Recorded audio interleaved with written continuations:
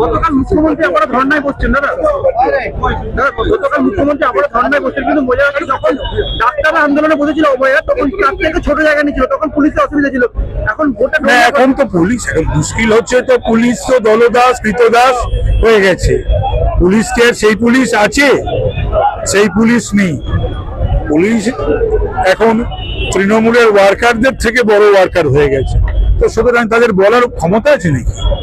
এই যে পুলিশ কমিশনের বলার ক্ষমতা আছে নাকি যে এতটা জায়গা নেওয়া যাবে না? যেটা আমাদের 103 বার না 4 বার কোর্টে যেতে হয়েছে, মিছিল করবো বলে, মিটিং করবো বলে। ডাক্তারদেরকে জায়গা দেয়নি এই জায়গাতেই। ওরা সবসময় এখানে